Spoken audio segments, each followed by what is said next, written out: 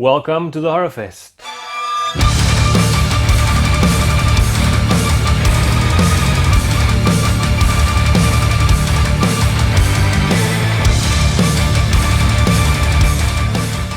The Taking of Deborah Logan. Somehow it just slipped under the radar. Never heard of it until you actually mentioned it. The first time I heard of it was one of our submissions for the South African Horrorfest was the Horror Crowd documentary. Horror filmmakers and people in the States making horror movies. And yeah, so I spotted the director, Adam Robital, was on there. I remember this one scene, I can't remember if it was in the documentary or if I looked at it afterwards, a very disturbing, creepy signature shot in this movie that sort of makes it for me. It was very intriguing, very interested to see what this is all about, but I just couldn't find it anywhere. And then accidentally we scrolled through Tubi and hey, we found it was it. The Taking of Deborah Logan. Yes.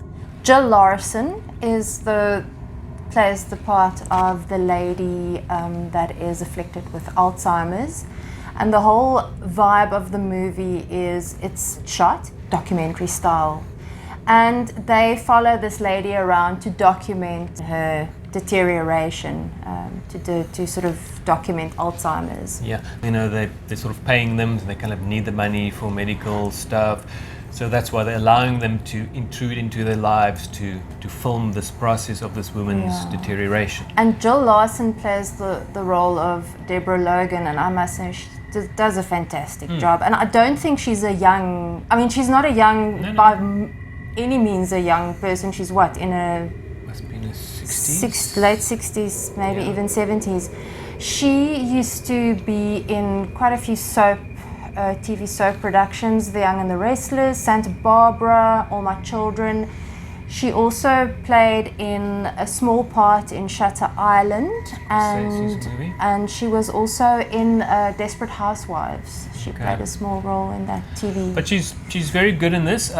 One thing about this movie, basically, they film her day-to-day goings on, and she sort of starts acting strange. But then these kind of medically explained issues start becoming very strange. Yeah, they capture stuff on video. The doctor also seems to think that it's just sort of the progression of it's just the aggressive progression of this illness. But they do the documentary people capture things that sort of definitely has nothing to do with Alzheimer's. Yeah, it goes way another direction, which is... Some of it is scary. Cool. I would say, it's not found footage. It's very much it can be slotted into that. It's one of the better ones from those kind of genre films. Yeah, those, after Blair Witch Project, after Paranormal Activity, it just went... It was, and overboard. I think it's also because it's definitely a more affordable way of maybe shooting a film. Interestingly, Adam Robital, the writer-director of this movie, after this he got the writing gig for Paranormal Activity Ghost Dimension. So that's how you do it. Yeah, so that's how you do it. It's all linked. But then you don't also want to get typecast as in that found footage mold, because it can get very stale very quickly. Absolutely. You also made Escape Room, which was also fairly good. It was shot here in South Africa, and there's actually a sequel coming out this year as well. Okay. So he's done some interesting stuff. But to get back to this film, there's some weird things that sort of pop up as they follow this lady, and she used to be a switchboard operator, and I think that's where they start getting on the trail of this character, Desjardins, who was a doctor in the town that they stayed in. And the whole story goes around...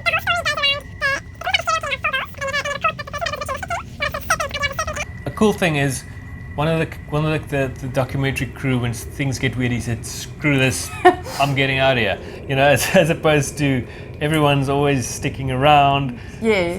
So that was pretty cool. Although with this being shot as a documentary, I feel that some of the cast, they were acting too much. They just seemed like they were acting as opposed to just being natural people. Agree. Shooting. I agree with that. That is one of the downsides for me. But as a whole, it was a very cool addition to the found footage. Interestingly, the whole idea of this ritualistic killing is tied to an actual Native American tribe, the Minokan, I don't know if I'm pronouncing this correctly, the Minokan tribe of Virginia, which sort of gives a little bit of a more depth to the story and makes it a little bit more interesting. So for me, it definitely, it's better than your run-of-the-mill found footage documentary style film. Yeah.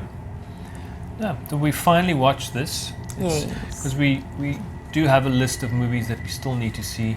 We've seen a truckload of movies, but we still have lots that we need to catch up on. So this is one of them. But obviously we have to rate them. You don't need to read anything into the ratings because it's up to you what you like and what you want to see. But for me, this was, it had more potential than the parts making the whole. And so I would give it a 5 in the middle. I'm gonna err on the side of caution, and I'm giving it a 4. So yeah, it's 9. It's a 4.5 average. Damn it.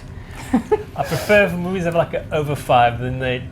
Then you shouldn't have me as a. No, we need all the. But even with a low score, definitely encourage people to watch it because it is an interesting film. It is. It does have its moments. I do feel some of the timing. It becomes a little bit drawn out in places, especially like in areas where they're revealing, and it should be quicker. I just felt it became labored. So, and that's actually what my score is based on. Okay. Not so much the work that went in, not the actual film, but the way that it felt after watching it for a while. But hey, check it out. You might enjoy it. The found footage genre. It's such. I mean, the fact that it's actually a genre unto itself is fucking crazy. But we've had quite a few at the Horrorfest as well. We've had a movie POV and SKEW, which was very interesting with the They were good. little video camera that people see stuff through the camera. Yes. But it's definitely a horror subgenre that has kind of sort of played itself out. I think mean, there's been some very cool ones like Wreck and its remake Quarantine. those were for me the pinnacle of the genre. Yeah. And I don't know, unless you get to that sort of caliber. But then, if you have a good writer that comes up with, you can use the same old trope and just, if it's it's another vampire movie, but you can turn it into something very interesting and very cool. Absolutely. So never write it off, No. because it's always possible for a very cool one to pop up. Yes. Okay, see you next time. Subscribe, like, all of that good stuff. Cheers. Bye.